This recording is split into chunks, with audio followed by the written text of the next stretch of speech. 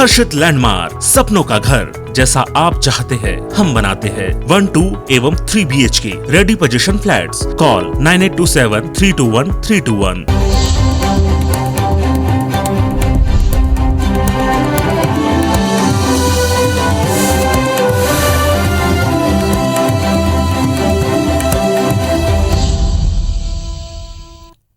नमस्कार, बहुत स्वागत है आप सबका। मैं पुनीत पाठक और आप देख रहे हैं मध्य प्रदेश का बुलेटिन, मेरा मध्य प्रदेश। चलिए अब सबसे पहले बात करेंगे उपचुनावी दंगल की।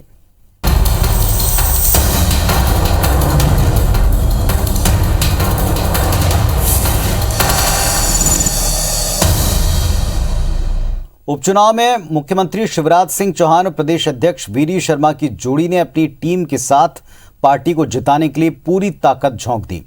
आज खंडवा में चुनावी मैदान में सीएम शिवराज सिंह चौहान ने कालमुखी में सभा रखी, जहां आज तक प्रदेश का कोई मुख्यमंत्री गया नहीं। सभा में बड़ी संख्या में लोगों का हुजूम शिवराज की एक झलक पाने के लिए उमड़ पड़ा। सभा को संबोधित करने के बाद सीएम शिवराज ने मीडिया से बातचीत में कहा कि खंडवा कोयले और पानी की बिजली के बाद अब सोलर एनर्जी का पावर हब बनने वाला है। ये कोई चुनावी घोषणा नहीं, इसका काम हम पहले से कर रहे हैं।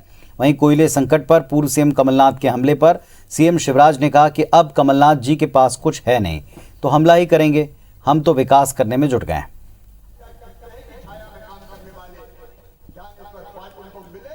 ये मेरा निवेदन है। कमल के फूल तो वो पावर प्लांट ओमकारेश्वर में बनेगा। ये चुनावी घोषणा नहीं है, हम लोग पहले तय कर चुके हैं। और खंडवा में अभी कोयले की बिजली का हफ्ता, अब ये पानी की बिजली के, कोयले और पानी की बिजली के साथ साथ सूरज से बिजली बनाने का भी हब बनेगा। कमलनाथ जी के पास कुछ नहीं है तो हमला ही करेंगे। हम विकास कर रहे हैं, वो हमला कर रहे हैं। उपचुनाव को लेकर बीजेपी नेता लगातार चुनावी क्षेत्रों में सघन दौरा करने में जुटे हैं। बीजेपी प्रदेश अध्यक्ष वीडी शर्मा बड़वा पहुंचे। बीजेपी कार्यकर्ताओं ने उनका जमकर स्वागत किया। वीडी शर्मा खंडवा लोकसभा क्षेत्र से बीजेपी उम्मीदवार ज्ञानेश्वर पाटिल के पक्ष में ताबड़तोड़ सभाएं करते दिखे। बीजेपी उम्मीदवार को भारी मतों से जिताने का संकल्प दिलाया। इस दौरान प्रदेश के वित्त मंत्री जगदीश देवड़ा, कृषि मंत्री कमल पटेल, राज्यसभा सांसद सुमेर सिंह सोलंकी भी मौजूद रहे। अपने संबोधन में वीडी शर्मा ने आर्यन खान को लेकर भी कांग्रेस नेताओं पर निशाना साधा।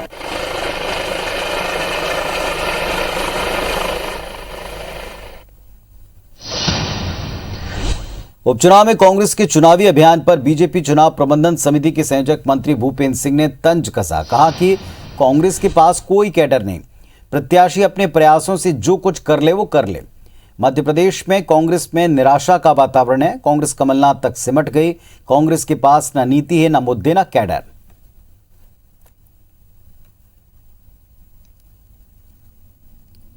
अध्यक्ष कांग्रेस कमेटी के कमलनाथ जी हैं, तो कमलनाथ जी की कांग्रेस मध्य प्रदेश में चल रही है और बाकी कांग्रेस एक तरफ अलग थलग पड़ी हुई है। और इसलिए कांग्रेस जो उनका चुनावी प्रबंधन है वो भी नहीं हो पा रहा है। और दूसरा जो कैडर होना चाहिए वो कैडर कांग्रेस के पास है नहीं। तीसरा उनके पास ना कोई नीति है, ना कोई कार्यक्रम है, ना कोई मुद्दे हैं और ना कोई नेता है। नवरात्र और दशहरे के बाद अब उपचुनाव क्षेत्र में एक बार फिर से नेताओं के जाने का सिलसिला शुरू हो गया। खंडवा लोकसभा और जोबट विधानसभा उपचुनाव की ज्यादातर जिम्मेदारी इंदौर के नेताओं के पास है। बीजेपी कांग्रेस ने इंदौर के अपने विधायक पदाधिकारियों को अलग अलग विधानसभा क्षेत्रों का प्रभारी नियुक्त किया, लेकिन अब तक ये प्रभारी उपचुनाव में राजनीतिक पर्यटक के तौर पर ही जा रहे थे। अब सभी प्रभारियों को प्रचार खत्म होने तक चुनावी क्षेत्रों में रहने का निर्देश है। लिहाजा अब दोनों दलों के आला नेताओं के निर्देश हैं कि दिन भर के लिए चुनावी क्षेत्र में नहीं रहना है, बल्कि रात में भी वहां समय बिताना है। आला नेताओं की फटकार और संगठन के सख्त रवैये के बाद नेताओं ने चुनावी क्षेत्रों में जहां उनकी जिम्मेदारी है वहां डेरा जमाना शुरू कर दिया है।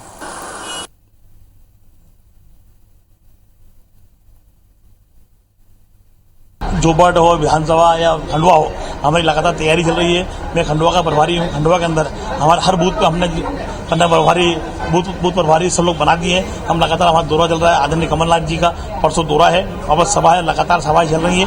आपकी कांग्रेस पार्टी हम लाखों मदद जुटेगी। हमारे कार्यकर्ता शुरू से ही जनता के बीच में रहते हैं, हमारे पदाधिकारी जनता के बीच में रहते हैं, हमारे विधायक हमारे मंत्री सभी जनता के बीच में रहते हैं। मुख्यमंत्री का बार बार दौरा रहता है कि जो वातावरण दिख रहा है उस पर तो हम लोकसभा में नंदू भैया को सच्ची श्रद्धांजलि वहाँ के लोग उससे ज्यादा मतों से जीता कर देंगे और ये वातावरण बन गया है वहाँ पर।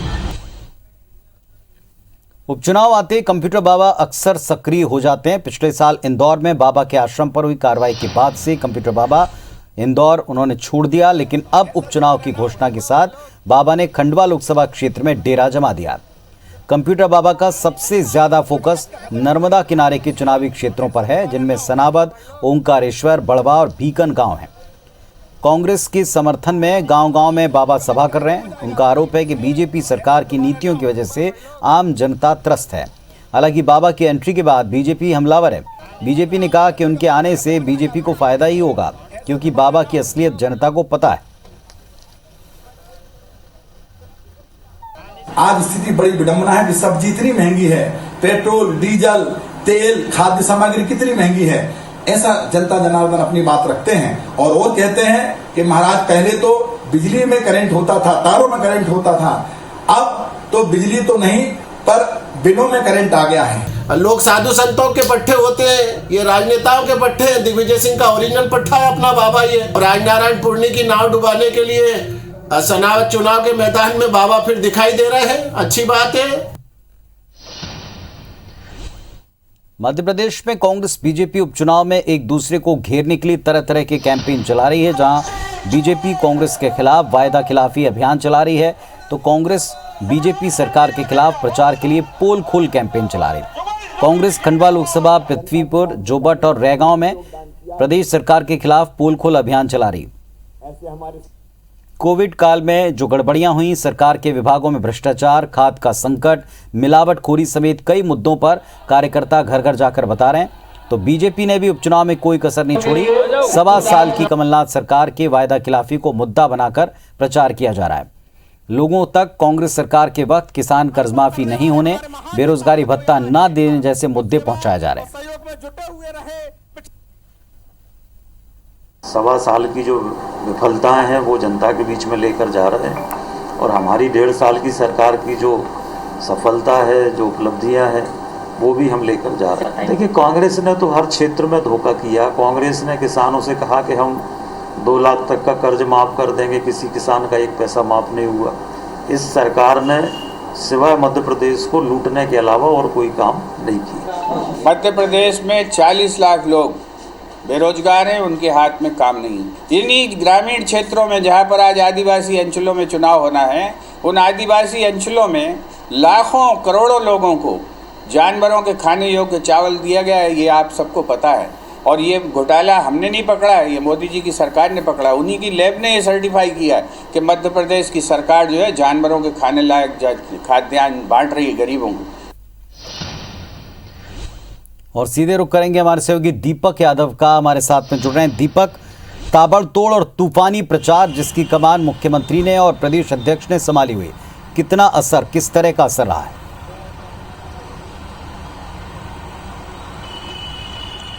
देखिए, बिल्कुल जैसे ही नवरात्र खत्म हुए, दशहरा खत्म हुआ और अब जो उपचुनाव के क्षेत्र है वहां पर चुनावी सरगर्मियां बढ़ चुकी है। और आज अगर हम कहें तो प्रदेश अध्यक्ष वीडी शर्मा ने जहां पर खरगोन जिले की बड़वा सीट में मोर्चा संभाला था, तो वहीं आज मुख्यमंत्री शिवराज सिंह चौहान ने बुरहानपुर में और देवास जिले की बागली विधानसभा सीट पर उन्होंने आज सभाएं की। और निश्चित तौर पर जिस तरीके के मुद्दे निकलकर सामने आ रहे हैं पुनीत, तो बीजेपी कहीं न कहीं ये कोशिश कर रही है कि स्थानीय मुद्दों पर ही चुनाव को ज्यादा फोकस किया जाए। वहां पर नंद कुमार चौहान के कार्यकाल में जो विकास कार्य हुए हैं, जिस तरीके की घोषणाएं हुई हैं, उन कार्यों को आगे बढ़ाना, उन्हें भुनाना है। वहीं दूसरी तरफ कांग्रेस कोशिश कर रही है कि जो केंद्र सरकार के मुद्दे हैं, जो महंगाई सबसे ज्यादा त्रस्त कर रही है, इन मुद्दों को लेकर उठाने की कोशिश की जा रही है। लेकिन कहीं न कहीं चुनाव जो है अलग अलग मोड़ पर जरूर जा रहा है। एक तरफ आज वीडी शर्मा ने पीसीसी अध्यक्ष कमलनाथ के ऊपर भी हमला किया, दूसरी तरफ चूंकि सिंगाजी थर्मल पावर प्लांट जो कि खंडवा लोकसभा क्षेत्र के अंतर्गत आता है, जहां पर कि कोयले की आपूर्ति नहीं हो पा रही है और प्रदेश का सबसे बड़ा थर्मल प्लांट है, उसको लेकर भी ये मुद्दा निकलकर सामने आया है कि जिस तरीके से पीसीसी अध्यक्ष कमलनाथ ने कोयले की कमी को लेकर मुद्दा उठाया था, तो उसका जवाब भी यहाँ पर मुख्यमंत्री शिवराज सिंह चौहान ने देने की कोशिश की। तो वहीं दूसरी तरफ अरुण यादव को लेकर यहाँ पर अपनी सहानुभूति जताने की कोशिश की और जिस तरीके के शब्दों का इस्तेमाल मुख्यमंत्री शिवराज सिंह चौहान ने किया कि अरुण यादव एक तरीके से कहा जाए कि उन्हें दरकिनार कर दिया गया है कांग्रेस में, क्योंकि कांग्रेस अरुण यादव ने जो एक बयान दिया था कि फसल कोई उगाता है काटता कोई और है, तो उस बयान को भी यहाँ पर बीजेपी मुद्दा बनाने की कोशिश कर रही है ताकि उसका फायदा बीजेपी को ज्यादा हो। इसके अलावा कंप्यूटर बाबा ने भी एक तरीके से कहा जाए कि जो नर्मदा किनारे का बेल्ट है वहां पर अपनी एंट्री कर ली। उन्होंने सनावद, बड़वा और आसपास के क्षेत्रों में लगातार साधु संतों को एकत्रित करने का काम शुरू कर दिया है, लेकिन भाजपा उसको लेकर भी हमलावर है, क्योंकि पिछले साल जिस तरीके से इंदौर में आश्रम को लेकर कार्रवाई हुई थी, उसके बाद से कंप्यूटर बाबा ने इस पूरे क्षेत्र को छोड़ दिया था और एक बार फिर से कंप्यूटर बाबा की एंट्री। तो ऐसे ही तमाम जो मुद्दे हैं वो लगातार बढ़ते जा रहे हैं और अब से भाजपा और कांग्रेस के तमाम पदाधिकारियों को साफ निर्देश दे दिए गए हैं कि अब जब तक प्रचार खत्म नहीं होता वो अपने क्षेत्र में रहें। और एक कदम आगे बढ़कर भाजपा ने ये कहा है अपने पदाधिकारियों को कि वे दिन भर के लिए ना जाए बल्कि रात अपने कार्यकर्ताओं के साथ गुजारे, होटलों में अपनी रात ना गुजारे बल्कि कार्यकर्ताओं के घर लोगों के बीच में रहे, ताकि चुनाव को और संगठनात्मक तौर पर मजबूत किया जा सके। और निश्चित तौर पर अगर हम अन्य विधानसभा जहां पर उपचुनाव है उनकी बात करते हैं तो खंडवा को लेकर सबसे ज्यादा फोकस इस वक्त भाजपा का और कांग्रेस दोनों ही पार्टियों का है और निश्चित तौर पर क्षेत्र काफी बड़ा है।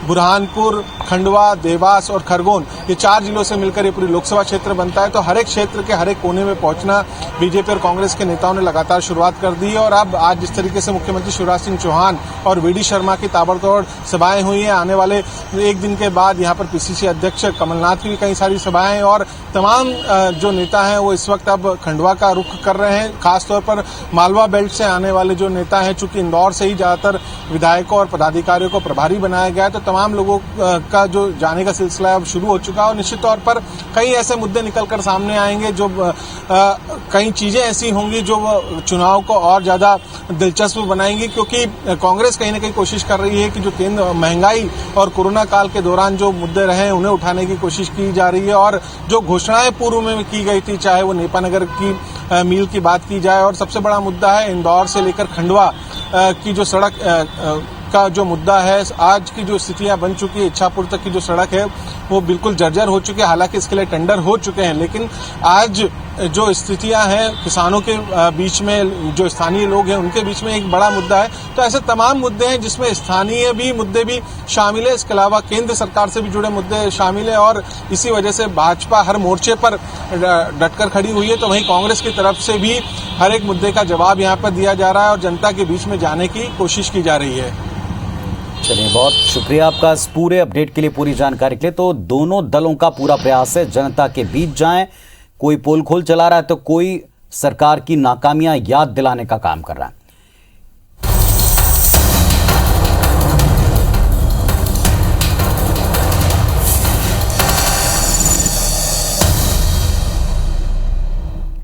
छत्तीसगढ़ के जशपुर में घटी घटना को मुख्यमंत्री शिवराज सिंह चौहान ने दुर्भाग्यपूर्ण बताया। उन्होंने कहा कि जशपुर की दुर्भाग्यपूर्ण घटना में आरोपियों के सिंगरौली जिले के निवास स्थान पर मध्य प्रदेश पुलिस ने रात में ही छापामार कार्रवाई कर दी है। गड़बड़ करने वाले छोड़े नहीं जाएंगे, किसी कीमत पर बख्शे नहीं जाएंगे। कल पत्थल गांव में एक गाड़ी ने श्रद्धालुओं को कुचला था जिसमें गांजा भरा हुआ था और इस दुर्घटना में एक की मौत हुई और 15 से 16 लोग घायल हुए थे। और कुछ मिलते ही नहीं कमलनाथ जी को अनर्गल आरोपों के अलावा। जो व्यक्ति है वो पकड़े गए, सिंगरौली में भी उनके घर छापा मारा गया है। जो तथ्य वो सामने, गड़बड़ करने वाले छोड़े नहीं जाएंगे किसी भी कीमत पे। लेकिन कमलनाथ जी को तो जनता से लेना देना नहीं, विकास से लेना देना नहीं। कहीं कोई ऐसी चीज निकल आए कि मैं बदनाम कर सकूं, इसके अलावा कुछ दिखता ही नहीं है कमलनाथ जी को। पहले कांग्रेस की हालत तो देखें। कांग्रेस वर्किंग कमेटी सीडब्ल्यूसी की बैठक पर नगरीय प्रशासन मंत्री भूपेंद्र सिंह ने तंज कसते हुए कहा कि कांग्रेस में गांधी परिवार से हटकर कोई चीज हो ही नहीं सकती। एक प्राइवेट कंपनी है जिसे सोनिया गांधी, राहुल गांधी, प्रियंका गांधी चला रहे हैं। कांग्रेस कहती है कि हमने आजादी के आंदोलन में भाग लिया, अब उसी कांग्रेस का नेतृत्व कन्हैया कुमार कर रहे हैं जो नारे लगाते हैं भारत तेरे टुकड़े होंगे। वहीं कांग्रेस मीडिया विभाग उपाध्यक्ष भूपेंद्र गुप्ता ने पलटवार में कहा कि बीजेपी आरएसएस की प्राइवेट लिमिटेड कंपनी है, सारे फैसले तो आजकल नागपुर से होते हैं। बीजेपी के पास तो अपने खुद के उम्मीदवार नहीं, वो कांग्रेस से चुरा कर ले जाते हैं। पहली चीज तो गांधी परिवार से हटके कोई चीज हो नहीं सकती। एक प्राइवेट कंपनी है जिसको सोनिया गांधी, राहुल गांधी, प्रियंका गांधी चला रहे हैं, और एक ना कोई दल की विचारधारा है। ये कांग्रेस जो बात कहती है कि आज़ादी में हमने भाग लिया, उसी कांग्रेस का नेतृत्व अब कन्हैया कुमार कर रहे हैं। बीजेपी पार्टी आरएसएस की प्राइवेट कंपनी है, पार्टी चलाते हैं भोपाल में, दिल्ली में निर्देश लेते हैं नागपुर से, तो उन्हें दूसरों पर भी इसी तरह की शंका रहती है। विधिवत जो है हमारी पार्टी की अध्यक्ष चुनी गई सोनिया जी, और उसके बाद विधिवत हमारी कार्य समिति ने उनको जो है नियत किया है। भोपाल से बीजेपी सांसद साध्वी प्रज्ञा सिंह ठाकुर की नर्मदा परिक्रमा करने वालों पर दिए गए बयान के बाद मध्य प्रदेश की सियासत गर्मा गई। बीजेपी जहां साध्वी के बयान पर उनका बचाव कर रही है, तो वहीं दूसरी तरफ कांग्रेस साध्वी पर लगातार हमलावर है। कांग्रेस ने साध्वी प्रज्ञा ठाकुर के विरोध में गांधी चौराहे पर जमकर नारेबाजी की। कांग्रेस नेताओं ने इस दौरान साध्वी प्रज्ञा ठाकुर का पुतला फूंका। कांग्रेस नेताओं ने यह दावा किया कि सांसद साध्वी प्रज्ञा ठाकुर ने अपने बयान पर माफी न मांगी तो उनके खिलाफ एफआईआर कराएंगे।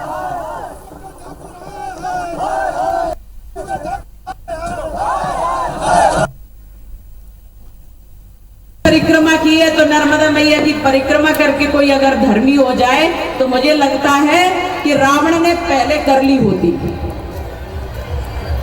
कोई गंगा मैया की या नर्मदा मैया की परिक्रमा करके धर्मी बन जाता है, ऐसा तो नहीं है, क्योंकि उसका मन काला होता है, क्योंकि उसके अंदर पल रहा वो दुष्चरित्र काला होता है, वो काला होता है मन का। इसलिए कोई भी मैया उसको कभी माफ नहीं करती, कोई भी माँ अपने इस प्रकार के पुत्र को कभी क्षमा नहीं करती है।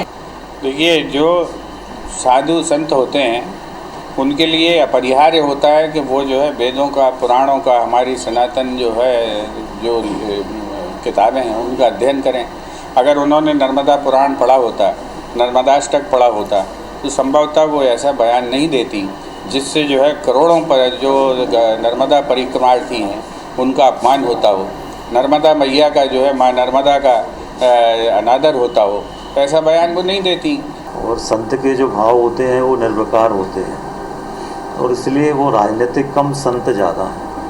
तो संत के नाते जो चीज़ें उनको धार्मिक रूप से लगती है वो सहज भाव में कहती है, और इसलिए इसको अन्यथा नहीं लेना चाहिए।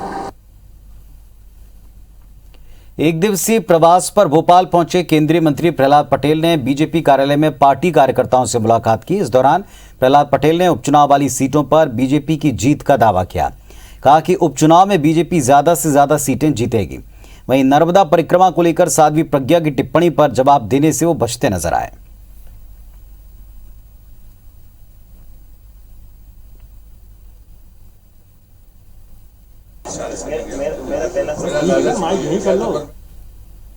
उपचुनाव है और स्वाभाविक है कि इस बीच में प्रवास के कार्यक्रम बनेंगे, उस नाते ही मेरा आज कार्यालय आना हुआ है। भारतीय जनता पार्टी किसी भी चुनाव को छोटा और बड़ा नहीं मानती, चुनाव जीतने के लिए लड़ती है।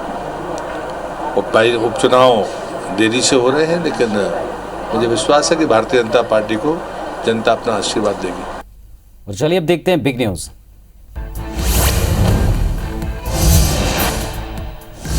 केंद्रीय गृह मंत्री अमित शाह ने नेताजी सुभाष चंद्र बोस द्वीप से अंडमान निकोबार के लिए विभिन्न विकास परियोजनाओं का उद्घाटन और शिलान्यास किया।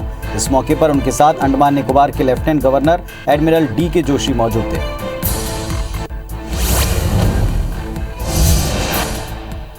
गृह मंत्री ने कहा कि वर्षों तक कई नेताओं की छवि खराब करने की कोशिश की गई, लेकिन अब उन्हें इतिहास में उचित स्थान देने का वक्त आ गया। अपने प्राणों की आहुति देने वालों को इतिहास में जगह मिलनी चाहिए, इसलिए हमने इस द्वीप का नाम नेताजी के नाम पर रखा है। जब हम नेताजी के जीवन को देखते हैं तो हमें लगता है कि उनके साथ अन्याय हुआ। वो जिस स्थान के हकदार थे वो इतिहास में उनको नहीं मिला।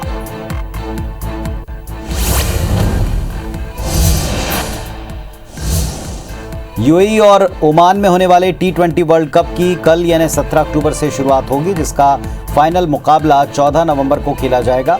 वर्ल्ड कप में भारत का पहला मैच पाकिस्तान के साथ होना है, जो 23 अक्टूबर को खेला जाएगा।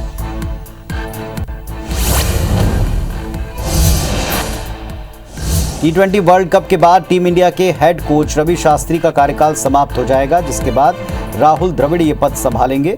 T20 वर्ल्ड कप के बाद से साल 2023 तक द्रविड़ भारत के हेड कोच बने रहेंगे। उनके साथ पारस महाब्रे को बॉलिंग कोच बनाया गया।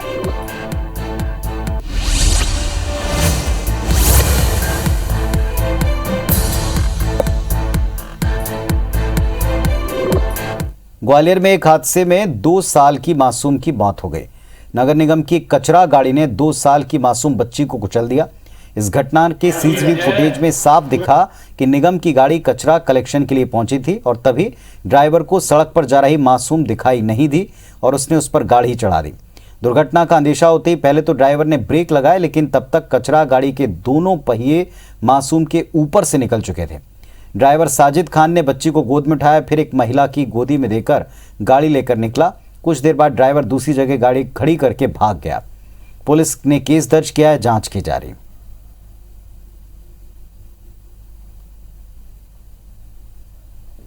तो ये तस्वीरें बेहद दुखद और विचलित करने वाली हैं कि कैसे कचरा गाड़ी बच्ची के ऊपर चढ़ गई।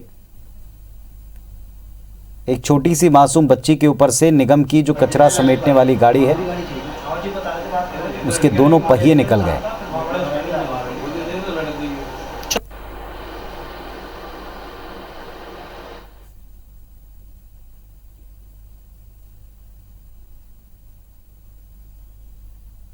तो माँ के निवास के द्वारा मेरे पास फ़ोन आया कि कचरा गाड़ी से एक एक्सीडेंट हो गया है। ठीक है, गाड़ी मेरी बाट की थी, तो ड्राइवर तो माता जा चुका था, मैं गाड़ी और ड्राइवर मिला नहीं है।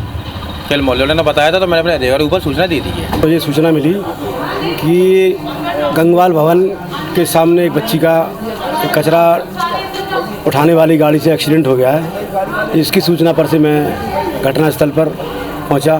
कार्रवाई अब उसका पीएम के बाद अभी मैंने भेज दिया परिजन को, तो कायमी कराएंगे।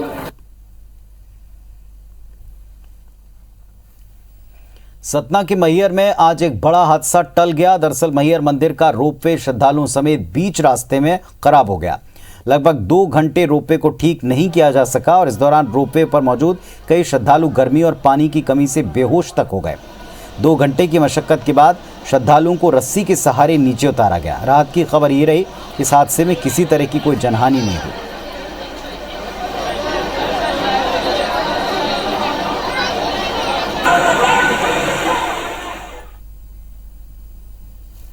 तो इस बुलेटिन में फिलहाल इतना ही। खबर अपडेट्स के लिए आप देखते रहें IBC 24। नमस्कार।